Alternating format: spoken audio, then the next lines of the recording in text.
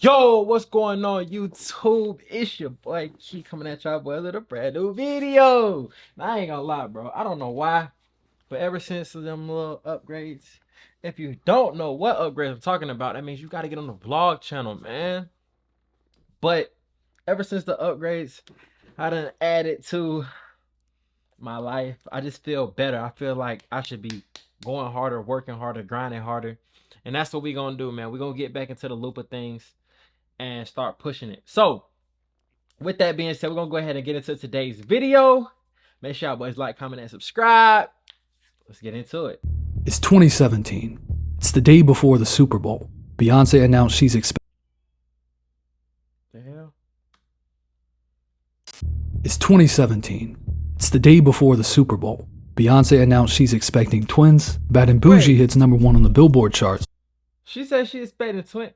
Did we ever see them? I never seen them. I don't know. And the whistleblowing platform WikiLeaks begins sending a series of cryptic tweets.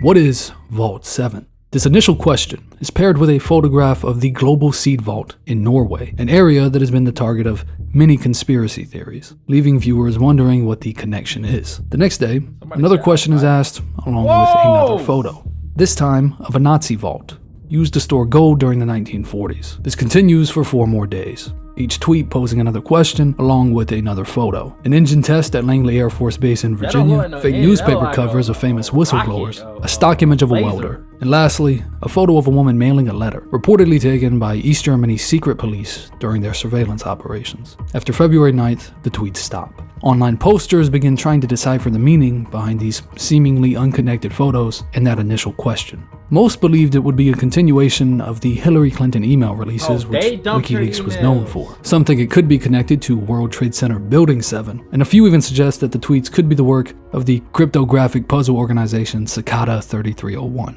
But it wouldn't be until almost a month later that WikiLeaks would mention Vault 7 again, this time with no warning. Vault 7 Year 0, a torrent link to a set of encrypted files accessible only with a password. That password, a John F. Kennedy quote released the following morning, unveiled 8,761 files on hacking and surveillance techniques developed and used by the CIA, making this the largest leak of classified intelligence documents in history. Criminal investigation is underway in the US following the leak of some 8,000 documents. Like YouTube and give me 100 million subscribers, and can they hack my PlayStation and give me every game and never have to pay again?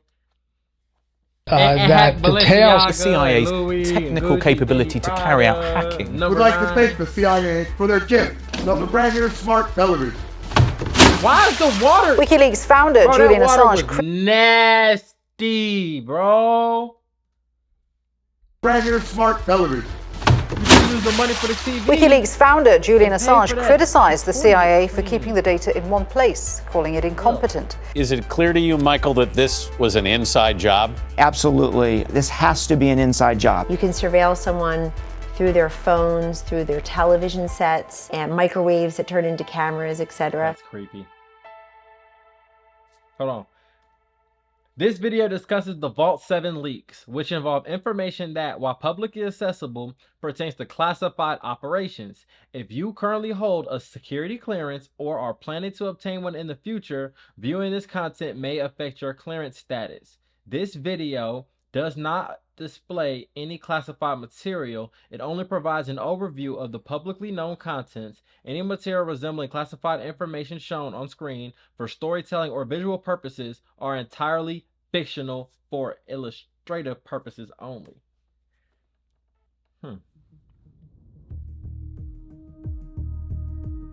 Your name, your phone number, your home address, your email address, social media accounts, family members, and court records. All these personal private details are scattered across the internet, accessible to anybody curious enough to look. This information is being traded right now by entities known as data brokers. They're not some shadowy figures from a spy thriller. They're legitimate businesses, making a profit off your private lives, creating detailed profiles on us without our consent. But somewhere in the suburbs of Northern Virginia, there's an office building that looks like any other office building, except this one has fences fit for a prison and guards who are equipped for a full-scale firefight.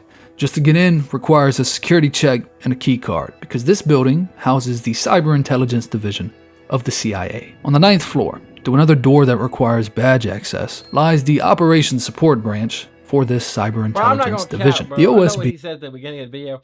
I wanted to be a little special agent, bro. Like, I wanted to be in whatever country we in tour with. I wanted to be over there living like a local, doing what I do, take out their president, come back, nobody ever know. Like, I really wanted to do that. Like, that come from playing Black Ops as a little kid. But like, I really thought like I was finna go to the military and be John Wick. Like, stop playing.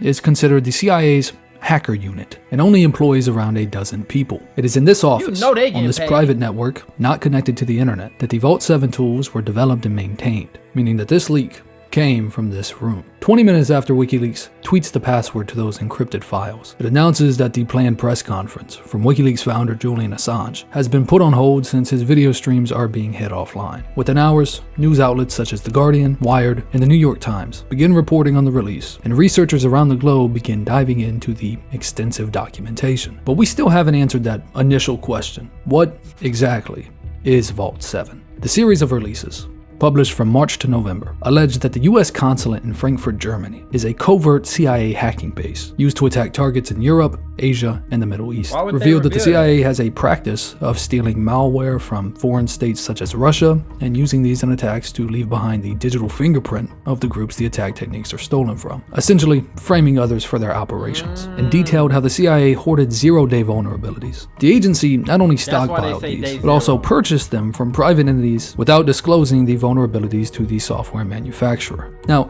none of this is particularly surprising or unique. It's a fair assumption that every nation state with a robust intelligence. The thing about it is, I don't know why I thought it was gonna be about Eric Snowden. If y'all don't know Eric Snowden, the whistleblower and this, that, and third, he's one of the people who came out during Obama's tenure. It was talking about how the government is spying on us at doing everything we do. You could be taking a shower, listening to music. They can hear you while you're listening to music. They can hear your conversations, and they can see you during certain things.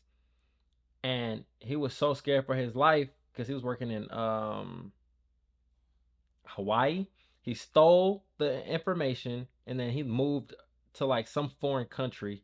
He was in like China or something. He was in somewhere in Asia, and then he went to Russia, and supposedly he's been living there since then. Probably engages in similar activities. Countries like Russia, China, Israel, and North Korea have well-documented histories of cyber espionage and cyber warfare. But the real highlight of the release were the tools developed by the CIA from 2008 to 2016 for conducting these attacks. Some of these tools include Hive, Scribbles, Fine Dining, Sonic Screwdriver, Night Skies, and Weeping Angel. Hive was a command and control framework used to manage malware implants on compromised systems. A command and control framework allows an attacker, or in this case the CIA, to essentially communicate and send commands to malware they've implanted on a system. Hive allowed the CIA to do all of this through websites that appeared ordinary. To anybody who came across the connection, it would appear to just be a normal link to maybe a software website, when the underlying traffic would actually. You do not open random links, especially sent to your email. Be extracting sensitive information from the targeted devices back to the CIA servers. Scribbles, dubbed the Snowden Stopper, is a tool that embedded web beacon tags into confidential documents that were likely to be stolen. The purpose of this is to track access by whistleblowers and foreign spies. It would generate invisible, unique watermarks for Microsoft Office documents, which, when opened, sent information back to the CIA about the viewer. Fine Dining, a collection of malware-laced applications that were disguised as legitimate programs. Agents could use these apps, stored on a USB drive, to infect the target's computer while appearing to just run normal software. The list of decoy apps include VLC, Google Chrome, Opera, and Firefox, LibreOffice, Prezi, Skype, 7-Zip, the game 2048, and even some antivirus software. Because I done used a couple of these. Office, Prezi, Skype, 7-Zip, the game 2048, and even some. I played 2048. I haven't used Skype since I was a kid. If you use Firefox, your computer is very slow or trash. Well, that's not true. And then Google Chrome. You know what I'm saying? A lot of people use Google Chrome. Everybody use Google Chrome. If not Safari. So they sending you a fake Google Chrome, a fake Skype, and a fake video game? Virus software. Sonic Screwdriver was a tool that manipulated the firmware of Apple's Thunderbolt to Ethernet adapters, making them store and execute malicious code during a max boot process. This means it would bypass security mechanisms like firmware passwords, taking control of the system before the operating system even loads. And because the attacks target the low-level firmware of the computer, the malicious code would persist even after the operating system is completely reinstalled. Continuing with the Apple attacks, Night Skies works like a basic command and control system, but it can also uniquely embed itself into the iTunes application. This allows the CIA to... all these different names usually is just for one thing, like he said Night Skies is for iTunes.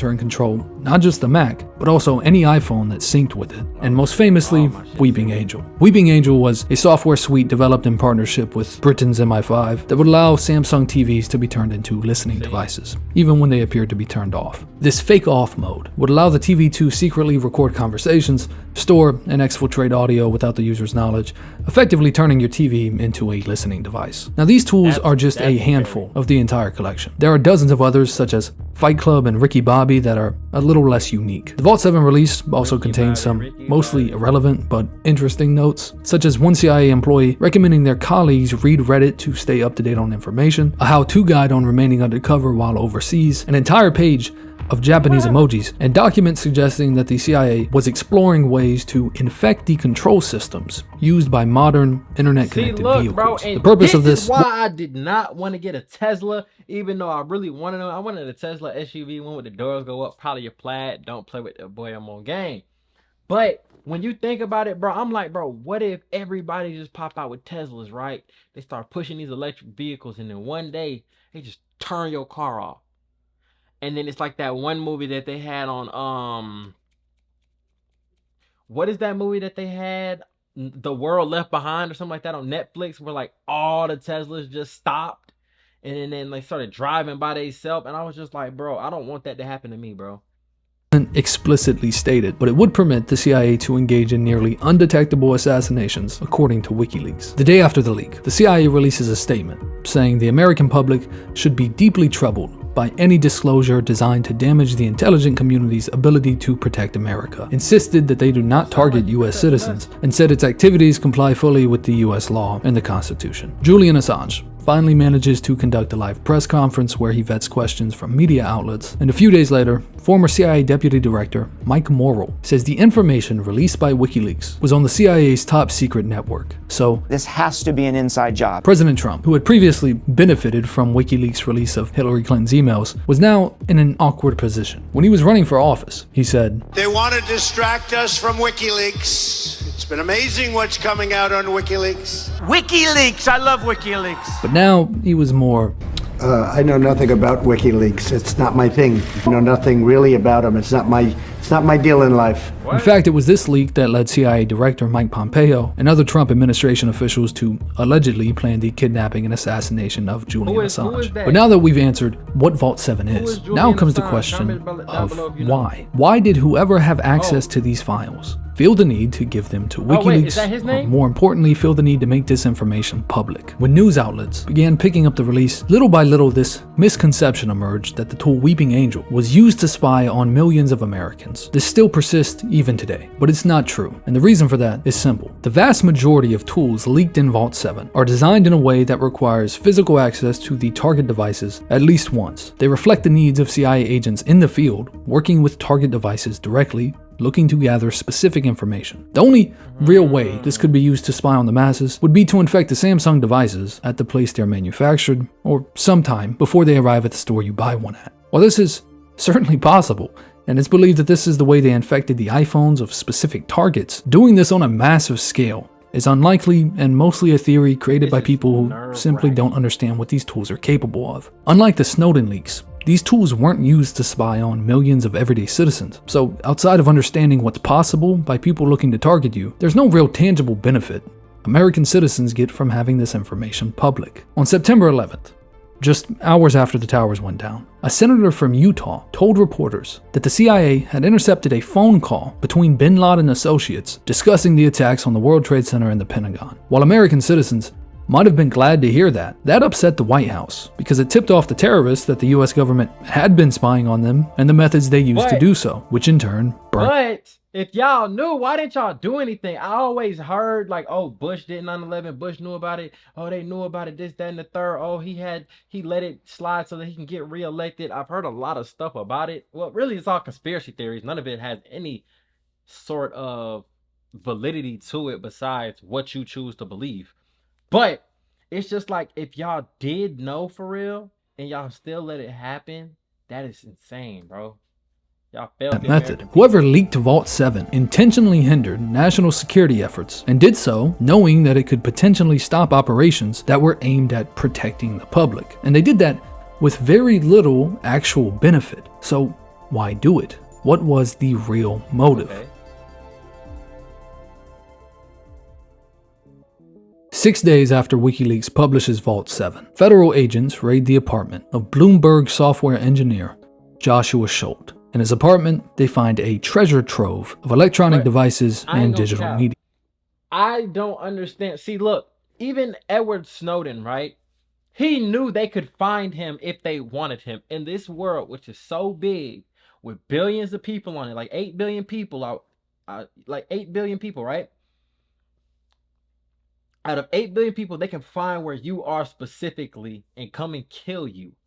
Now, when you think about that and you hear about this and how hard it would be, it's going to take a specialized person. And if you're specialized enough to hack the CIA, you're probably already on their roster. But here's the thing. The FBI doesn't want to tip off Schultz, who's currently at work, that he's under surveillance as their prime suspect. So instead of confiscating or copying anything off his devices, they simply take photos of his apartment and leave. 2 days later, at 120 Park Avenue in Manhattan, Schultz clocks out of work and starts making his way back home. But as soon as he leaves the building, he's greeted by 2 FBI agents that introduce themselves and invite him to chat. Schultz is well aware of the ongoing investigation and agrees to cooperate, so they head to a cafe not far from the building. Little does he know, as he sits down to talk about the Vault 7 leaks, a quarter mile down the road, a team of FBI agents are stationed outside his apartment, ready to conduct a full-scale raid. Bro, okay, I know in you 2011, I know, bro, but I've never seen an FBI raid, but when you see a raid of when they catch somebody, probably like the U.S. Marshals or something, it already is like a whoa, like these people really, when they come, they come. Imagine how the FBI coming in the alphabet boys, imagine how they gonna come. Sir, I would never want to see it. Fresh out of college and an NSA internship, Schultz began working for the agency as an engineer in the Operations Support Branch. In 2015, he was even made an administrator for the CIA's private developer network known as DevLAN, which gave him the power to control access to the network and therefore access to the tools leaked in Vault 7. Despite the serious nature of the branch's work, building tools for CIA agents that were literally used in life or death situations, the OSB was run more like a tech startup, a little more laid back than what you're probably picturing. They used pop culture references for official CIA tools like Ricky Bobby, gave each other office nicknames like Dick Move, and even had full-scale Nerf gun firefights in the office. Schultz, who was described by his co-workers as opinionated and a little rough around the edges, seemed to thrive in this environment. However, things changed sometime in 2015. When a new hire known as Amal decided he wasn't as comfortable with the atmosphere. Amal was a little more professional, didn't seem to like Schultz or the Nerf gun firefights, and even nicknamed Schultz Bald Asshole. In October of 2015, Amal began complaining to an OSB supervisor that Schultz was childish and dangerous. In response, Schultz called Amal derogatory and abusive, saying Amal had told him, "I wish you would die in a fiery car crash. I want to piss on your grave." Schultz noted that words like that do little to foster collaboration. It wouldn't end there though. In March of 2016, Schultz filed an official formal complaint with CIA officials after Amal reportedly told him, "I wish you were dead. That's not a threat, that's a promise." Schultz said he believed that this was a serious death threat and that he feared for his life. The CIA security official in charge responded to the complaint by saying he couldn't play high school counselor. Yeah? The fuck is wrong with you two? This response made Schultz angry. He felt that the CIA wasn't taking his death threat seriously enough. And that is all it took for him to flip. Oh my God. He decided to go higher up the ladder and complain to the director of cyber intelligence.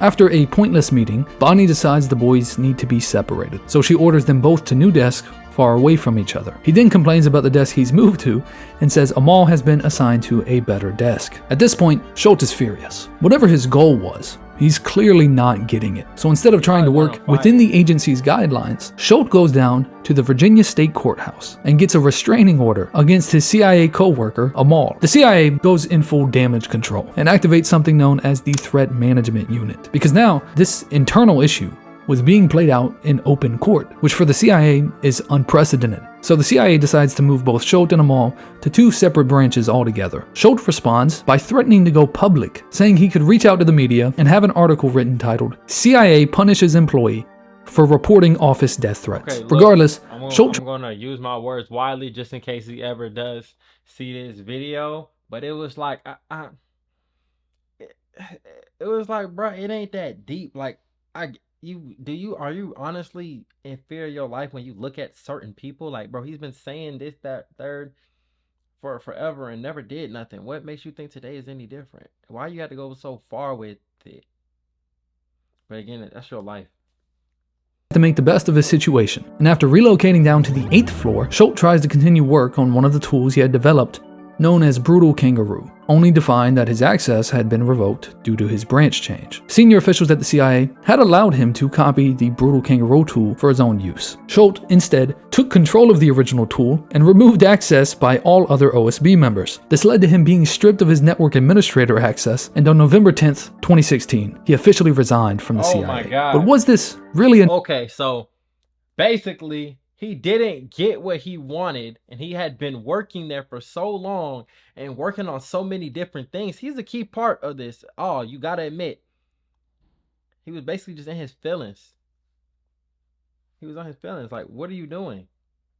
To leak all the CIA tools? Was the so-called Patriot so upset that he would expose some of the most sensitive secrets of his own country? As the agents began to interview Schultz, these questions lingered. According to the agents, during the interview, he downplayed the severity of the leak, saying the initial Vault 7 release didn't contain any source code, so it wasn't too severe. Said he couldn't imagine anybody from his former office giving that information to WikiLeaks, and suggested the agents look for spikes of activity in the network, which would indicate copying of documents. He also informed them that earlier that day, during his lunch break, he went home and printed out travel documents and grabbed his diplomatic CIA-issued passport because he was coincidentally planning to fly down to Mexico with his brother. He was supposed to return his passport once he resigned from the agency, but never did. As the interview wrapped up, the agents presented Schultz with a subpoena and a search warrant. They seized his cell phone, and they all head back to Schultz's apartment, a block away, to begin conducting the full-scale search.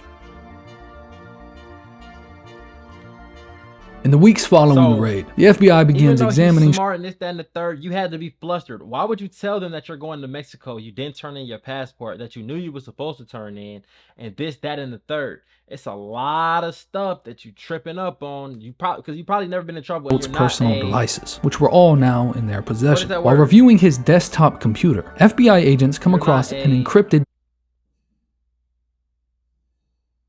Not interactive. Why am I drawing a blank? What is it called? You're not a conflicted, a person who likes conflict. You're not a person who likes conflict. And it's obvious. And that's why you were going as hard as you were about the dude who was giving you death threats. And along with him giving you the death threats and you feeling how you feeling, they're taking your stuff away, you probably feel like you was getting picked on. But the directory is around 54 gigabytes in size. Due to the directory being encrypted, the agents aren't sure what exactly is inside, but they have an idea. On Schultz's personal cell phone, which is now in their possession, there's a notes app with a bunch of random passwords in plain text. One of them unlocks the container and reveals 50 gigabytes of illegal pornography involving minors. They also managed to find some IRC chat logs discussing the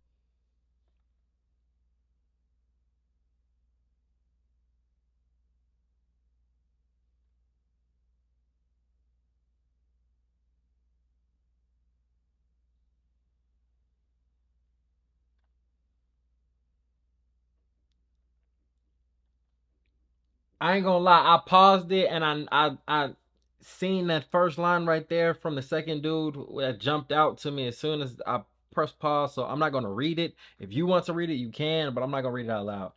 But I just had to. That's crazy.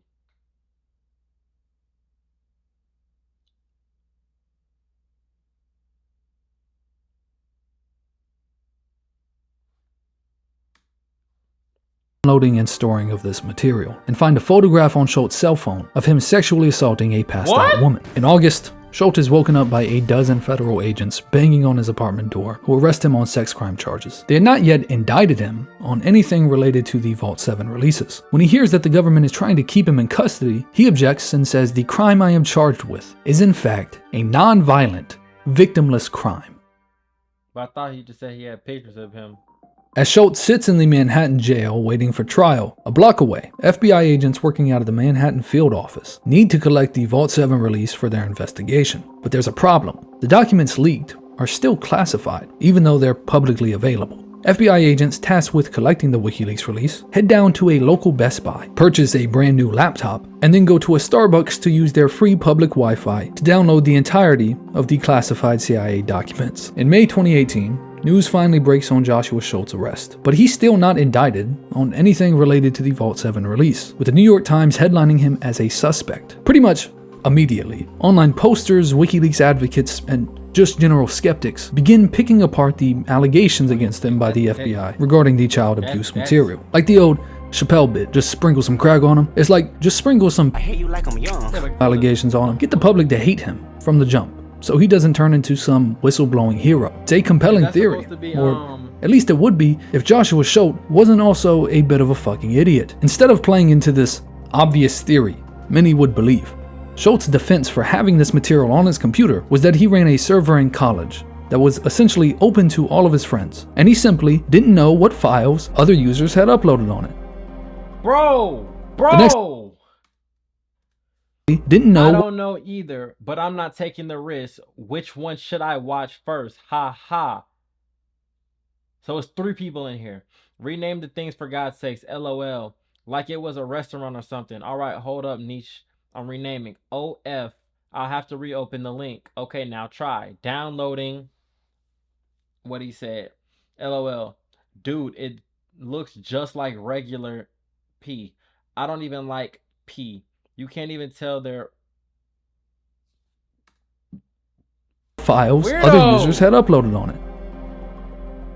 The next month, the government finally indicts Schultz for the WikiLeaks releases, with 10 new charges ranging from illegal gathering of national defense information and theft of government property, to obstruction of justice and making false statements, with the trial for these charges commencing in early 2020. In the meantime, Schultz had gotten quite used to prison. He had found a way to hotwire the light switch in his cell to act as a cell phone charger, gotten a contraband cell phone, and created social media accounts dedicated to proving his innocence. He sent journalists classified information pretending to be other people, and even reached out to WikiLeaks to publish 25 pages of his prison ramblings, which consisted of him saying he was going to bring down the justice system, crying about house arrest, and making fun of people who pretended to be Muslim or Jewish in jail to get better food.